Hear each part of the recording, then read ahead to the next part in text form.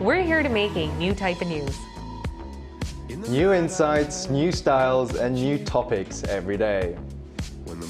We are News Generation. Making news just for you. It's January 25th here in Seoul. I'm Shin-Yoon, and this is Arirang's morning program, News Generation, where young people make the news at Arirang's very own open studio. Every morning, we'll discuss top issues and latest current affairs affecting people in their 20s and 30s. Joining me in the studio is Kim Seong. Glad to be here, yeah. And Nal Song. Hi, everyone. Both are here to speak on behalf of those in their 20s and 30s. Now, every day we do make a newsfeed for the younger generation, and we're looking at the top trending hashtags on social media in the past 24 hours. Here they are. You can see the first hashtag is Putin ally. In the U.S., a former top FBI official named Charles McGonigal has been arrested for trying to help a Russian oligarch named Oleg Deripaska. Deripaska is a Russian billionaire who has been sanctioned by the U.S. McGonigal, and McGonigal has been charged for trying to get Deripaska off the sanctions list. The second hashtag is Jeju flights. Thousands have been left stranded at Jeju Airport on Tuesday, which was the last day of the Lunar New Year holidays here in Korea. Hundreds of flights have been canceled due to strong winds, snow, and cold snap alerts issued across the popular vacation island. The last hashtag is cold wave. Many braced for a severe drop in temperatures on the last day of the holidays. The KMA issued cold snap warnings across the nation, and morning temperatures in Seoul on Tuesday and even today plunged to minus 17 degrees Celsius. Now, why do you think these hashtags particularly trended among the new generation, Xiang? Of course, I mean, if I comment on the first hashtag, Russia has been hot topic very recently as well. Especially Charles McGonigal was the special agent in charge of counterintelligence in FBI New York field office. McGonigal retired from the FBI in 2018, actually, and he is one of the highest-ranking former FBI agents to be ever charged with any sort of crime. He was charged along with the court interpreter, Sergei Shestakov, who also worked with Deripaska. All right, then who is Oleg Deripaska? Oleg Deripaska is an aluminium magnate who was among 24 Russians sanctioned back in 2018 by the US Treasury Department as punishment for the Russian government's ongoing and increasingly malign activities around the world, as the US Treasury officials mentioned. Both McGonigal and Shestakov face money laundering charges, in addition to charges of violating sanctions. Each of 4 counts carries a maximum sentence of 20 years in prison as well. I see. And what about the other 2 hashtags now? Oh, I mean, the Jeju flights, that sounds awful. There were actually 46,000 people stuck at the Jeju airport because of the weather, all the cancellations, and it's never a fun experience when you're stuck at an airport. And thankfully, all the flights have been up and running again, and these people are on the way back home and hopefully safely. That's good. Safety of their own homes. And I guess this relates to the last one, the cold coming back. It's actually been kind of warmer recently up until last week, and it's just been a shock that this morning it was at a negative 17 degrees. It was so cold. It was super cold. Yeah, and I was just talking to Xiong, and I didn't want to come out early, Yeah, come out me for neither. work today. But yeah, that's just, I think everyone's been shocked at that. Definitely, you just want to snuggle in your bed when it's this cold, right? All right, well, thank you both for making our news feed for today. And moving on, NewsGen discusses different topics each day. So here's what we have for you today.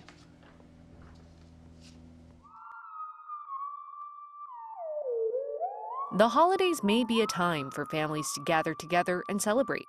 But it also can be a stressful time of the year for many young people in Korea. Some have to go through hours of cooking and preparation for 제사, a ceremony to honor ancestors. Some may be tired from hearing their relatives nag them all day, asking when they'll get married or have kids. That's why a lot of the younger generation are using the holidays as a time to spend for themselves rather than their families. They use this time to go on vacation or work. Today, NewsGen looks at 3 questions. 1. How does the new generation perceive holidays in Korea? Is it a stressful family gathering or a time to have fun? 2. What are some things that make the holidays stressful? 3. Then how can young people enjoy the holidays? Before we officially kick off today's discussion, it was quite funny to see in the video how our video editor, Background music. yes, the background music as well, but he showed us that he's working over the holidays to make this. And also the song, it was 장기야's 부럽지가 않아. Yes, not envious, huh? Exactly. Envy none is the English title saying. Yes. Right. We're not jealous whether you're having fun or working. Both sides are saying that they're having a blast. And that's why today's topic will be talking about how the younger generation perceives holidays. And we're just coming back from a 4-day weekend to celebrate the Lunar New Year. And I would like to ask, how did you guys spend the holidays? Sure. I mean, for me, it was a good mix of holidays and also a bit of work as well. On the Saturday, the weekend, the start of the weekend, I did get to go out, see my friends. We went for a nice dinner, had a few drinks and everything. And Sunday, the actual 설날 itself, I actually reported on how Koreans celebrate Lunar New Year on a live news show hosted by SEA Today, which is an Indonesian TV channel. I see. So I've been going around making background roles the whole day. I went to Gwanghwamun Gwangjang where they had traditional games and foods laid out, a bit of marketplace. I went to Namsangol Hanongmaul, where they had the whole 제사 set up as well for people to experience, and Minyo concert as well, which is Korea's traditional music.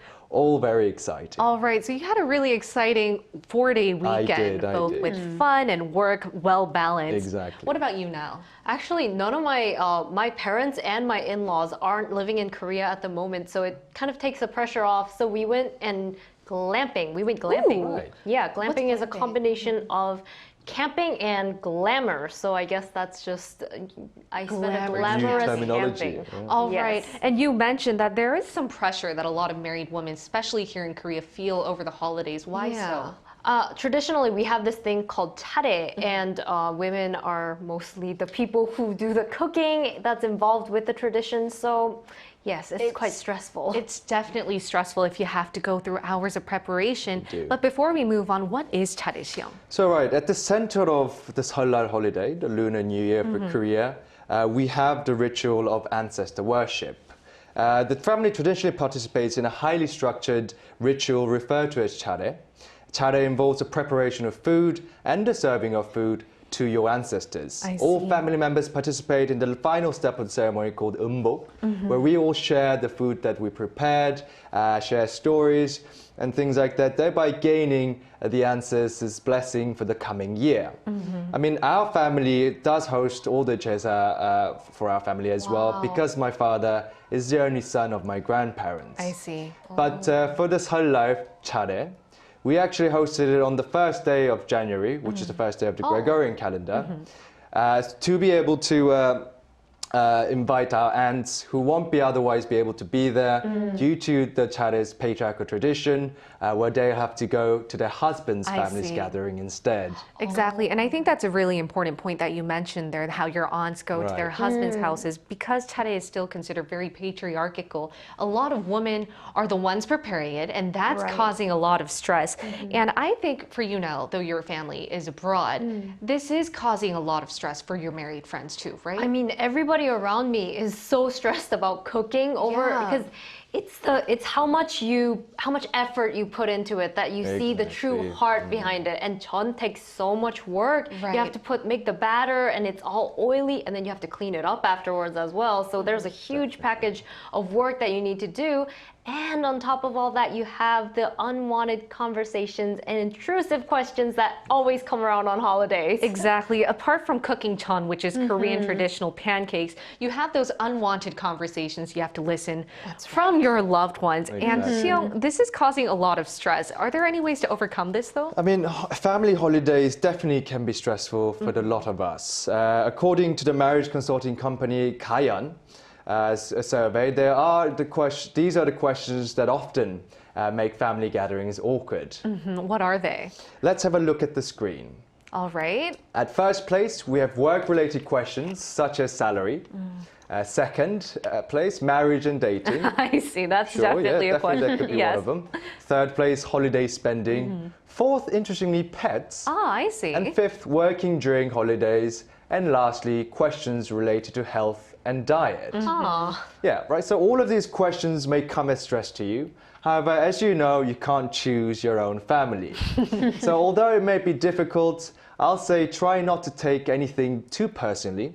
Try think of these intrusive questions as your relatives trying to catch up with you in certain manner. It's very hard. And especially, Easier said than I done. mean, especially the hierarchy that exists in Korean Definitely. society, in families as well.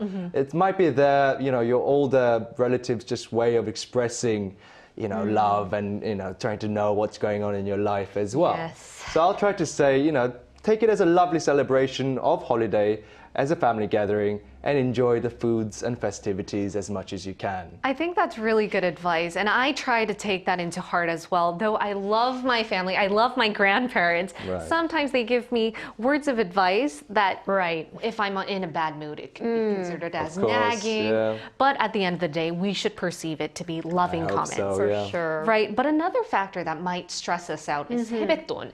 Oh my goodness. I don't know about you guys, That's a but good point, yeah. exactly. The more I age, I feel this burden that I have to prepare these gifts. And for our viewers who don't know what sebeton is, they're envelopes of money given out during the Lunar New Year holiday.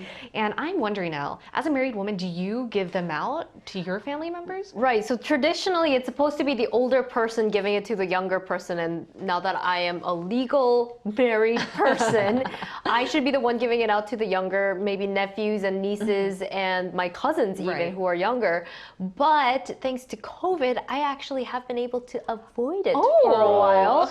And I actually saw this video on YouTube. I thought this was hilarious.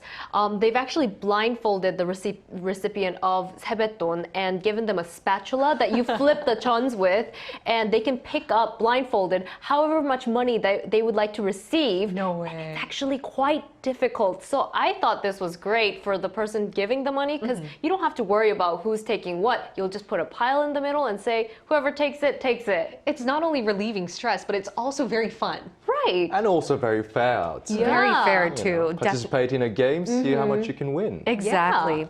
All right, let's see if this thing is just in Korea, sure. whether we're the only ones receiving this type of stress and how we can overcome it by hearing from a new gen outside.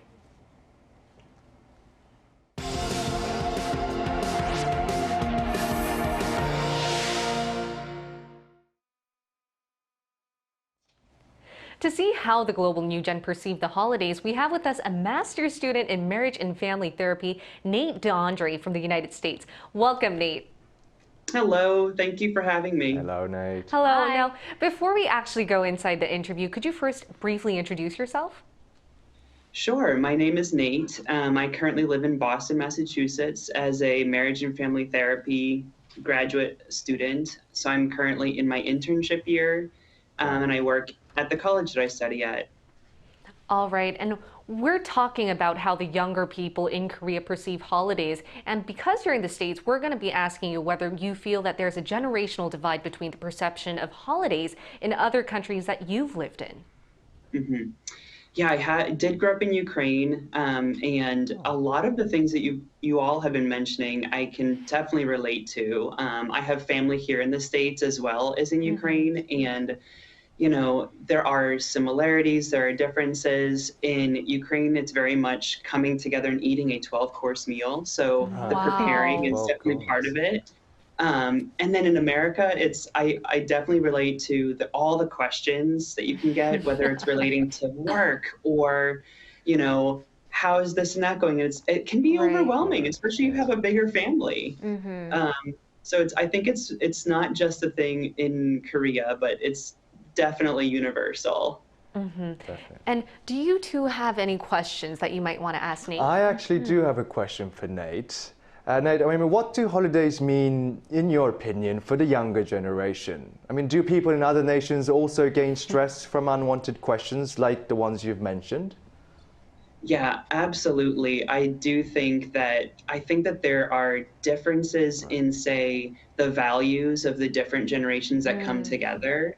And, I definitely think that you can be caring in a way by asking these different questions.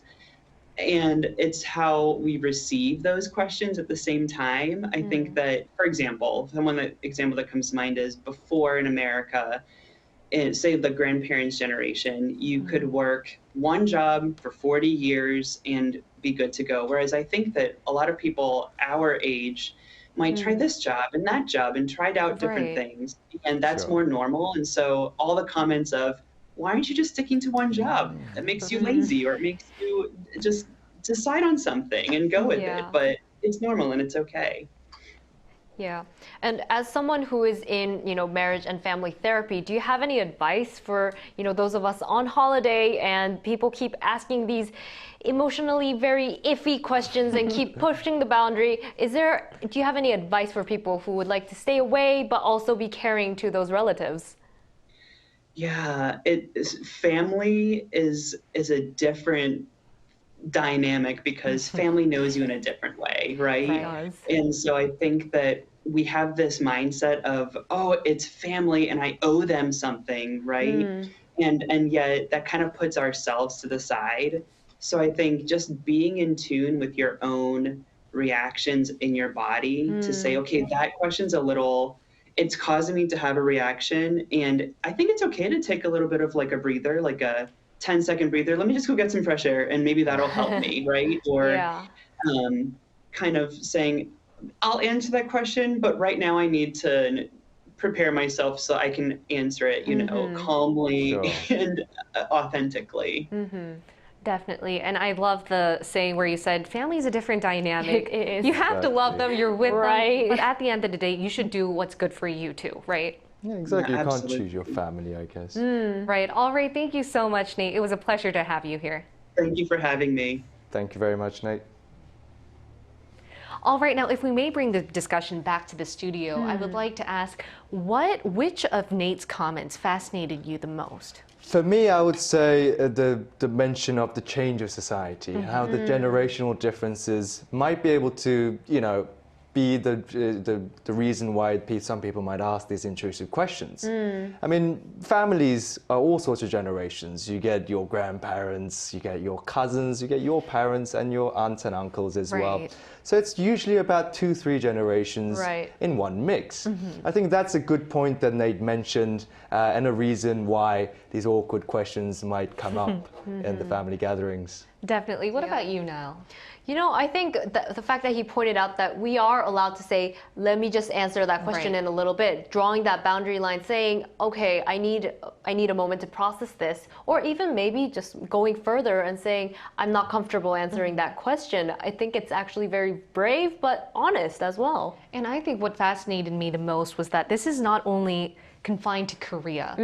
I feel like anywhere you go, everywhere you Yes. go, you might have intrusive or some questions that might offend you Yeah. or get you the wrong way, even when you're with your loved ones over the Exactly. holidays, right? And it was quite interesting to hear from Nate how he had some Yeah. experience on that Definitely. as well. I could sort of relate as well. Yeah. Now, if we move on, we're going to be talking about our viewers' comments because given that we are a live morning program, we always ask our viewers questions related to our discussion topic in advance, and we use this time to share with you what they had to say. So we asked what type of holidays our viewers celebrate in their countries, and if they have any questions they don't want to answer from their family members. So if you take a look at the screen, Benny D97 said he's from the Philippines and the most common holiday is Christmas and New Year.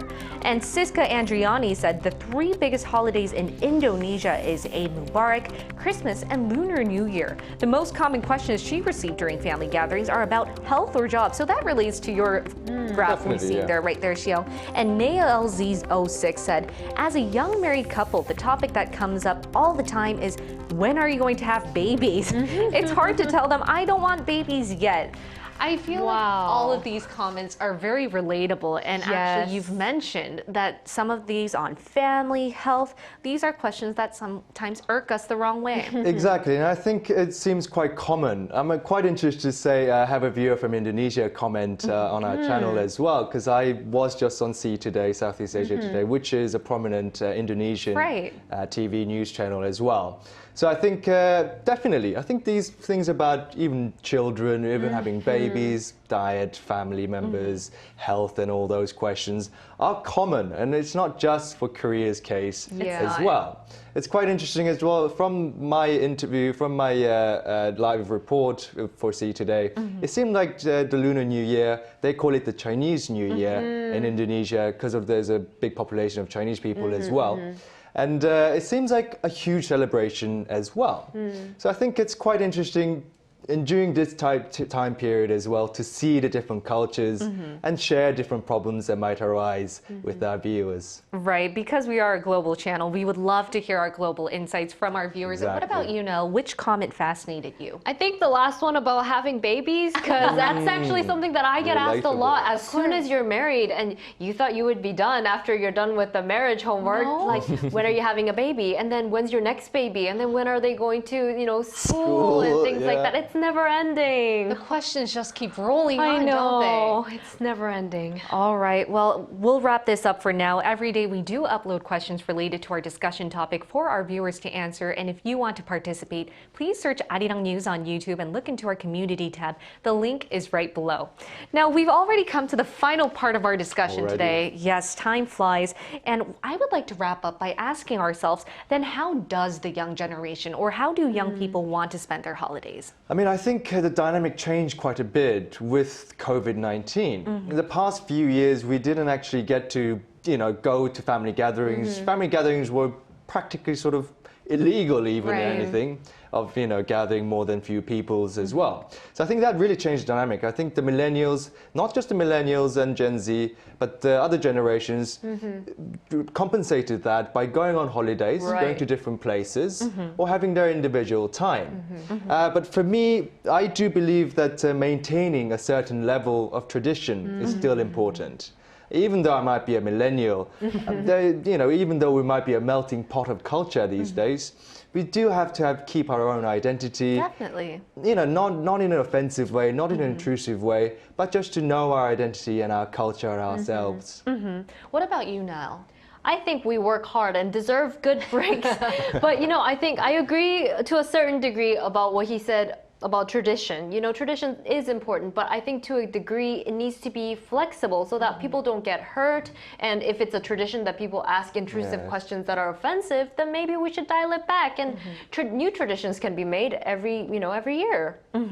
And if I answer this question myself, whether how I want to, enjoy the holidays, I think it comes down to this. I don't want the holidays to be a stressful time where I get too stressed over these intrusive questions, but I also think it's a really great time for me to spend time with the family and my loved ones, while also finding a way to, rest. Rest up after a hard, long weeks of work. I've got my rest over the 4 days, so that's good. And I would like to wrap up for our discussion topic of today. Coming back from the Lunar New Year, we talked about how the new generation does spend the holidays, and we'll be here every day from 9:30 a.m. to 10 a.m. Korea time, bringing you the topics that young people are talking about. Special thanks to Kim Xiang. Well, my pleasure.